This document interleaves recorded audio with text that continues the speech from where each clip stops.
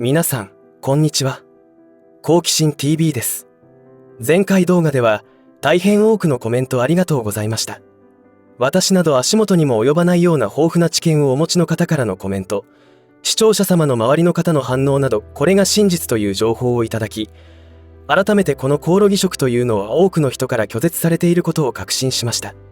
私たちは資金力のある企業やグローバリストたちからメディアを通して偏向報道の影響を多大に受けてしまいます。そのようなからくりを理解してはいますが、例えば今回のコオロギ食について言えば、売りに出せばあっという間に売り切れしてしまうほどのコオロギブームが起きているなんて報道を聞いてしまうと動揺してしまうものです。ところが前回動画のように情報を発信してみると、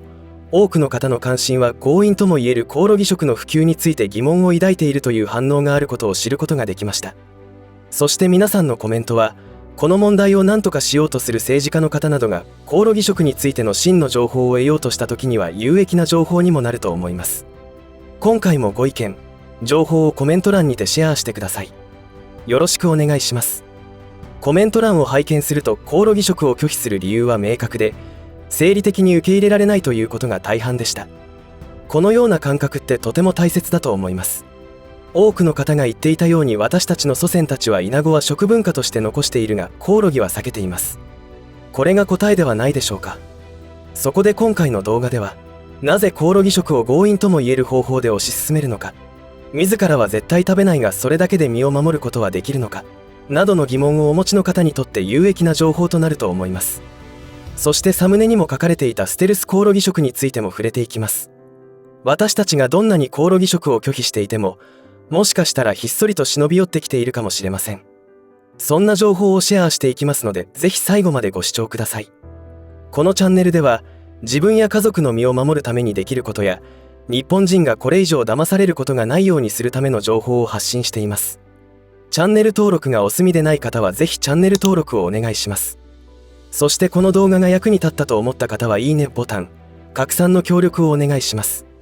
さて、前回動画を作成するにあたり、コオロギについていろいろ調べてみて分かったことがたくさんありました。私がコオロギ食を拒否する理由は気持ちが悪いからというのが最大の理由でした。私の食事に対する考えは、生きていくための体に必要な栄養であるタンパク質やミネラル、ビタミンを摂るためということであって、そのタンパク質を摂るのにあえてコオロギを食べる選択はしないということです。よっていわゆるゲテモノは苦手です。あまり初体験の食べ物というものには手を出しません。新たな発見、美味しさを体験するということにはあまり興味がないのです。だからコオロギ食だなんて論外というわけです。ところが、医学的にも食べたらいけないということが分かってきました。この動画を初めてご覧になっている方のために、多くの人がコオロギ食について感じている不安、不満を再度抜粋しておきますと、1、コオロギは高濃度に農薬汚染されている。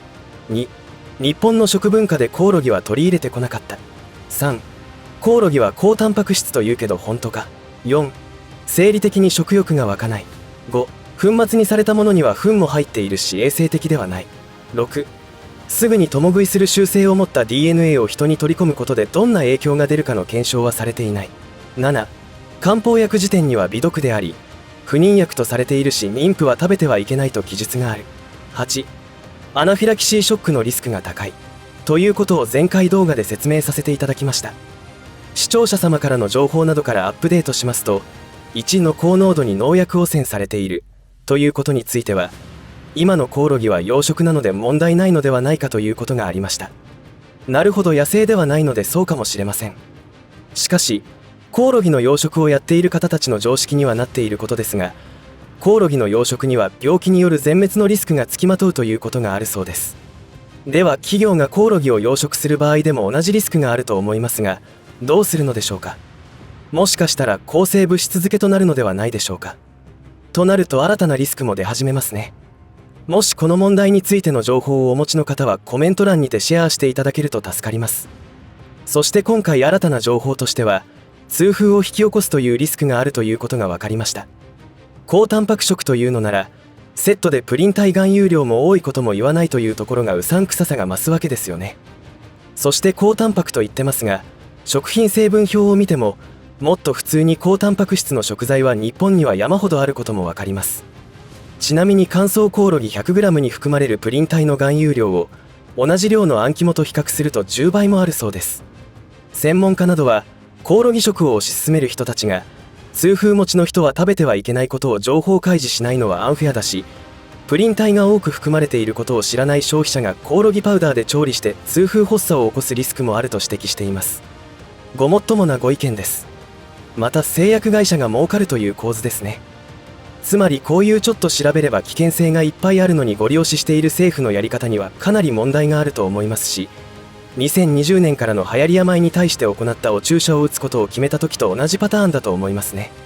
あの時も専門家たちがエビデンスがないものを人に打つべきではないと忠告していたことが記憶に新しいと思います。そして大丈夫という一言でお注射をご利用ししてどうなったかですよね。これらの問題は超過死亡者数の異常なまでの増加によって判明し始めていますが、本番はこれからでしょう。そしてここからが今回最もお伝えしておきたい内容です。それはコオロギを使用した流行り病用の錠剤型お薬の開発を始めたというニュースです。徳島大学がその開発を始めたというのです。徳島大学というとグリラスという食用コオロギのパイオニア企業を世に出しており、今話題になっている徳島の学校給食に使用したコオロギパウダーを提供したのもグリラスという企業です。徳島大学では抗体を作るために必要なウイルスのタンパク質をコオロギの体内で生成し、錠剤などにしたワクワクを飲んで免疫を獲得する仕組みを目指しているそうです。つまり経口薬というお注射ではなく口から取り入れる方法で同じ効果を出そうということです。あのお注射にも入っていた物質をコオロギの体内で培養生成し、粉末にして錠剤を作る。考えただけでもめまいがしてきそうです。このチャンネルをご覧になっている方はもう察しがついていると思いますが、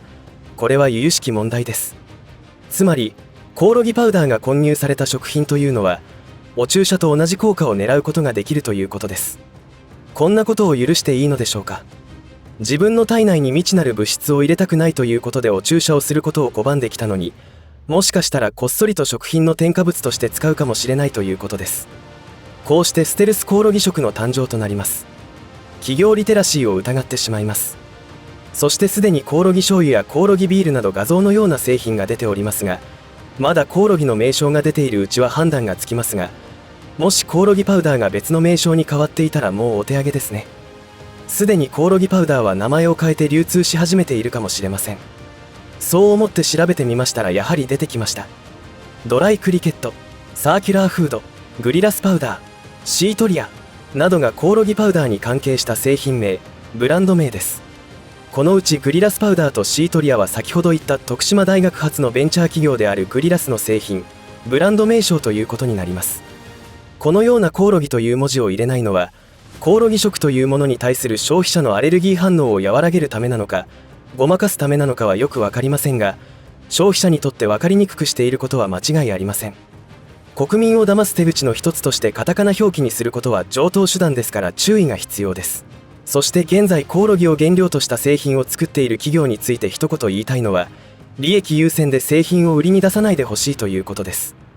政府が何と言おうと、コオロギ原料メーカーが何と言おうと、消費者の食の安全を守るという立場である企業がまだ安全性について少しでも懐疑的であるならば、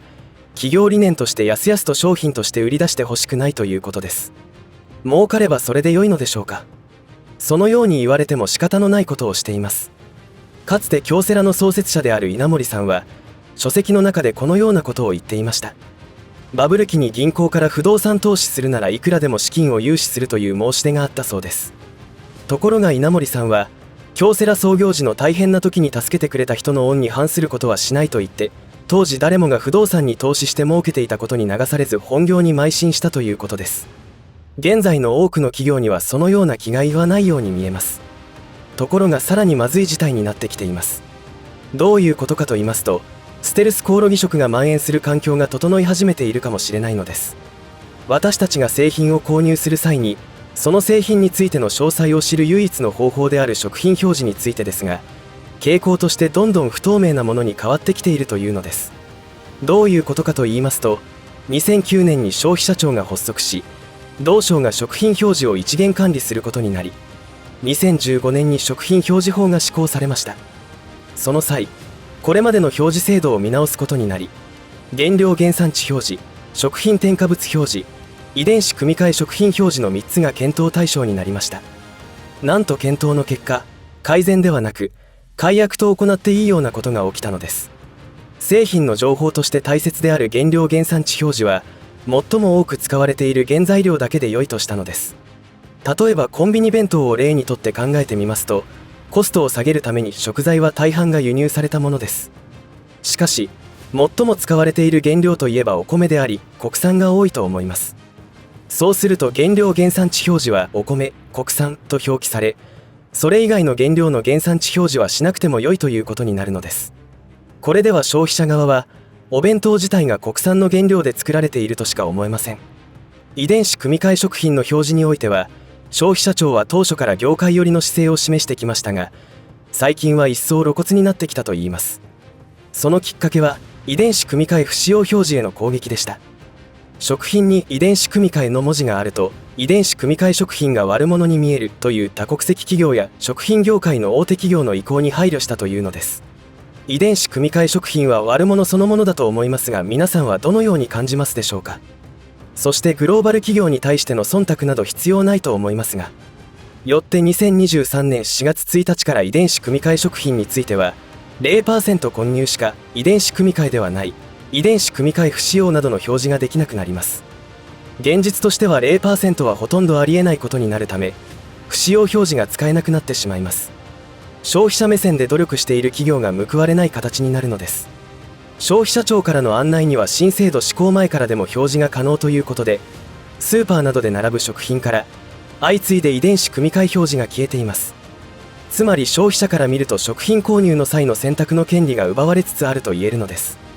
さらに食品添加物表示では無添加、不使用表示を基本的に禁止とする提案が今行われています。これまで消費者に配慮し、食品添加物を使わないように頑張ってきた食品メーカーなどでこの表示ができなくなるというわけです。今後は消費者目線に立った企業リテラシーが高い企業を潰しにかかるのではないかと思われる制度になっていくというのです。食品表示そのものはもともと消費者の権利を守るためにあるはずです。日本では2004年に消費者基本法に消費者の権利が明記されましたが、全く守られていないということになります。一体官僚たちは何をしているのでしょうか。どこの国の役人なのでしょうか。いかがだったでしょうか。我が国の政治家、官僚は日本の農業を破滅に向かうようなことをしているだけでなく、グローバル化の名のもとに食料自給率が低いという問題意識もなく、輸入に依存する状況を作り出しています。これでは地球の裏側で起きた干ばつなどの自然災害、戦争などによって食料の調達が難しくなった時にはあっという間に食料危機になります。そして外国企業から購入する食品の成分などを分かりにくくすることに力を貸し、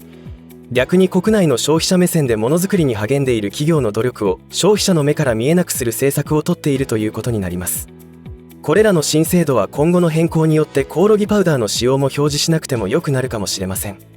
現実としてコオロギパウダーにはカニやエビと同じアレルギーが起きる可能性が高い成分があるにもかかわらず、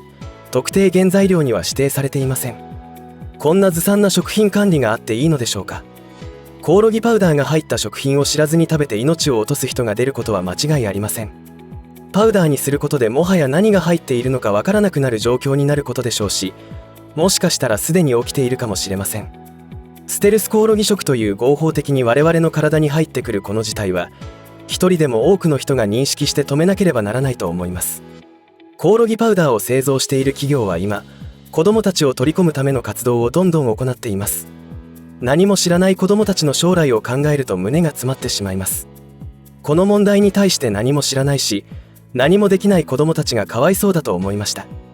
ぜひ皆さんの感じたことをコメント欄にシェアをお願いします。そしてこの動画に共感していただけたら拡散をお願いします。また新たな情報がアップデートされたらコンテンツを作成したいと思います。以上で今回の話は終わりとしますが、皆さんの応援が次の動画作成の力になりますので、いいねボタン、チャンネル登録、通知設定をオンにしていただけると嬉しいです。また、よろしかったらこの動画のシェアをお願いいたします。最後までご視聴ありがとうございました。